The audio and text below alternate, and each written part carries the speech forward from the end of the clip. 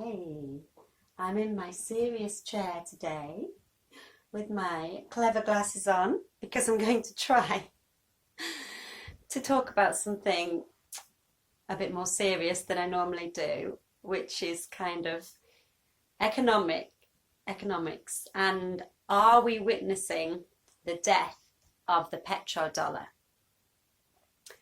Um, it seems as though we might be. So we're living in very interesting times in many ways. I'd say most economics actually just comes down to simple supply and demand, which actually anyone can understand. The demand for something goes up, the price goes up. I mean, we've seen that with hand sanitizer, toilet roll, hand sanitizer, whatever is in demand, obviously the price of it will increase. And the opposite clearly applies too. And one thing which is really crashing at the moment and the price is plummeting into negative is oil. So the demand for oil has gone right down because most people are not driving their cars anymore. And because they're not driving, they're not going anywhere, they're not filling up their cars with petrol. And all this oil is still being pumped out, but there's nowhere for it to go. And they've even run out of places to store it. So it's like it's got to the point apparently where they're paying them to keep it in the ground. They just don't want any more oil coming out of the ground, which actually is a great thing because, environmentally for Mother Earth, I would say like the oil is like the blood of the earth. If you give blood every month or whatever, it's draining your own blood, but it's okay if you leave time in between. But we've been sucking the earth dry from its oil all this time, and obviously that needs to stop. So it's actually, there's a lot of positives, but when it comes to economics, it's going to have a big effect on things. So the petrodollar basically, it's a bit like, imagine this is a cup of oil and I am the American dollar.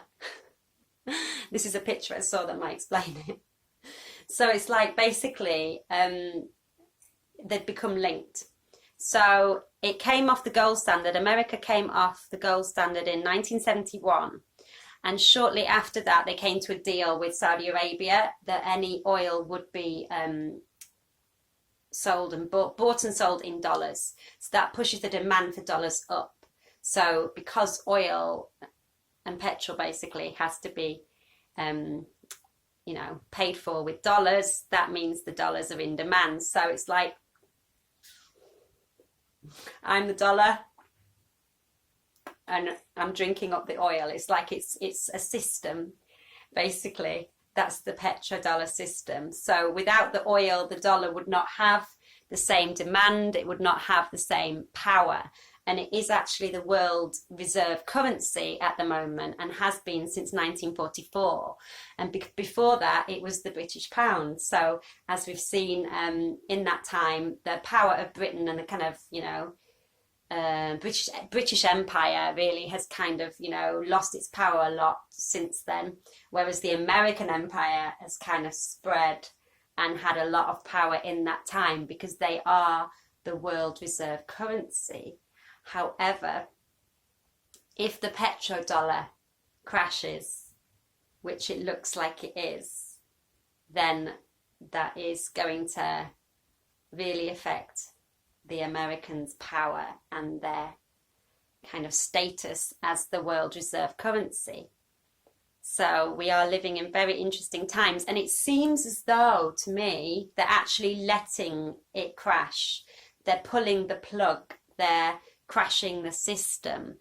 And why would they do that? Why would they let it happen so kind of easily?